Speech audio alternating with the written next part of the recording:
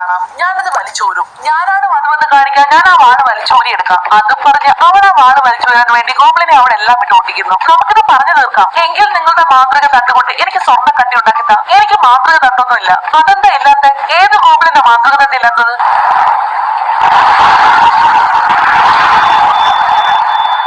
അടിപൊളി, നിങ്ങളുടെ വെള്ളം വാളാക്കി മാറ്റി. അത് കിടുവായിരുന്നു. അപ്പോ പൊളിച്ചു. ആളുകൾ തെറ്റിദ്ധരിച്ചതാ ഇത് ശരിക്കും വാളാണ്, ദണ്ടല്ല. അപ്പൊ അത് അങ്ങനെയല്ലേ? അങ്ങനെയല്ല. വാട്ടർ ഫൈറ്റ് ഇല്ലാതെ നമുക്ക് മധുവിന് നടത്താൻ പറ്റില്ല. അതും പറഞ്ഞ് അവൾ വെള്ളമെടുത്ത് അവന്റെ ദേഹത്തേക്ക് ഒഴിക്കാൻ പോകുന്നു. എന്നാൽ ഗോകുലിന് വിട്ടുകൊടുക്കൂ. വലിയ കാര്യമായി പോയി. പിള്ളേരെ തോപ്പിക്കാൻ ശക്തി ഉപയോഗിക്കുന്നു. പറ്റില്ലെന്ന് ആരാ പറഞ്ഞേ? ഗോകുലിന്റെ വധമായിട്ട് എനിക്കെന്താ വേറൊന്നും ചെയ്യാൻ പറ്റാത്തത്? ആകെ പ്രേതങ്ങൾ മാത്രം കാണാം. നിനക്ക് ശക്തി വേണമായിരുന്നു. എനിക്കത് തരാൻ പറ്റുമോ? ഇല്ല.